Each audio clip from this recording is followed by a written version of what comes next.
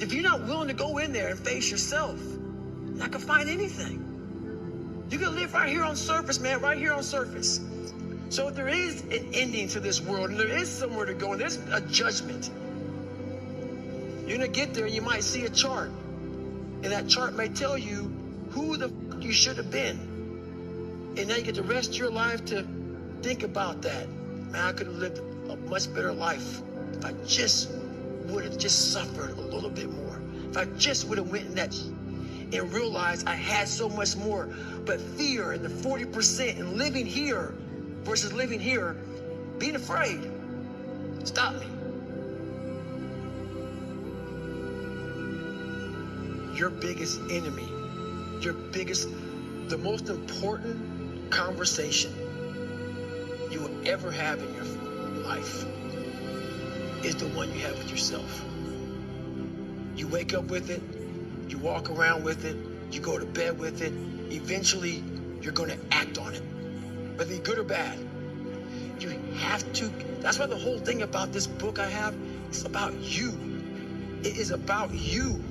It's strictly about you finding who you are. So many people die, live 100 years, never fucking know who they are.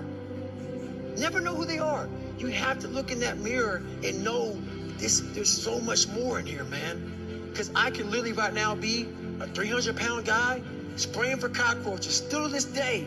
If I did not look in that mirror and say, there has to be more to this. This can't be it.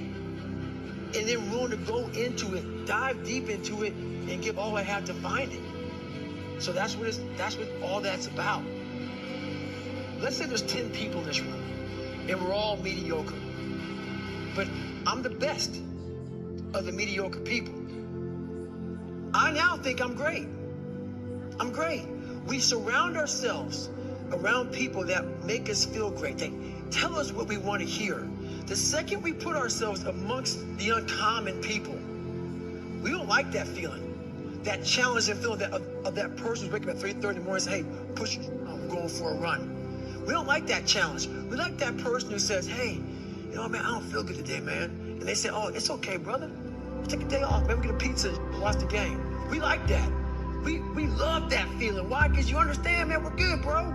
We don't want that motherfuckers like this. Hey, man, no, bro. Get your shit on, man. Stop being a punk. We don't want that in our lives. We don't want that person who's constantly challenging our weaknesses. We want that person who's constantly, you know, making us feel nice and good and secure in ours. That's the mediocrity of life. We want to be the best amongst the average people. People wonder, how do you stay hungry all the time? Because after I accomplish something, I don't sit back like a lot of guys who graduate buds, graduate this, graduate that. They get comfortable. They wonder why I'm getting weak, man. I don't know, I lost my edge. What's going on? Because once you hit the top of the fucking mountain, guess what happened? I'm good. I'm good, so you wonder why you're falling down now. Because once you reach the top of the mountain, you got to build another one. That's mediocrity. There's a lot of people in mediocrity who have a nice resume, but they're one-timers, man. They hit a one-time deal, they busted it open, got a lot of money, but they're good. You're mediocre now, man. What are you fucking doing today, tomorrow, the next fucking day? That's why I don't listen to theorists. I don't listen to all that bullshit. I listen to a motherfucker who's like this, man.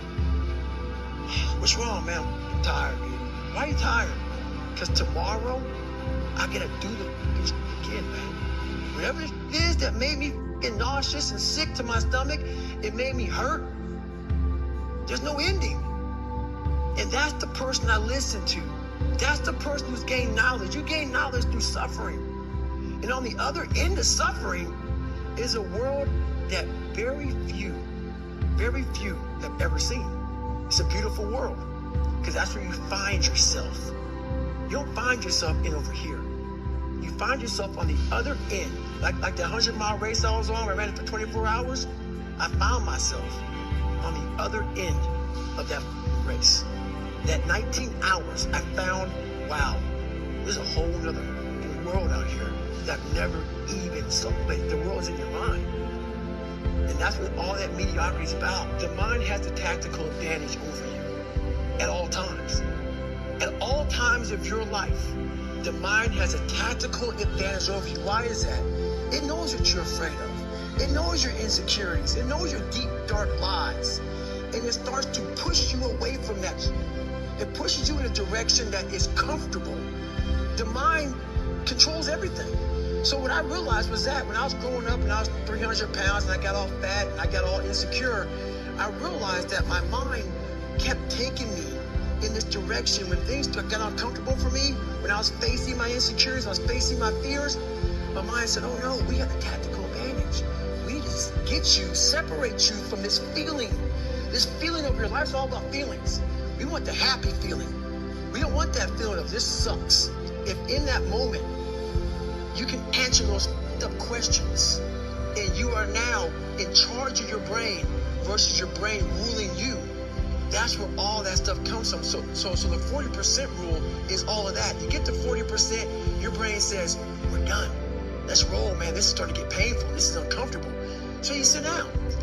You have to figure out ways, and everybody's different. That's how the book kind of talks about, like we all have these things about, 5 steps to this and 4 steps to this. It's a lot more than that. That's all bullshit.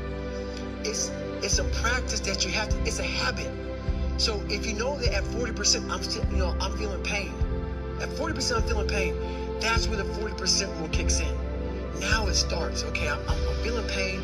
My mind's saying all this shit to me. It's saying, get out of here, run, flee. The fight or flight kicks in. Okay, we're done, we're not good enough.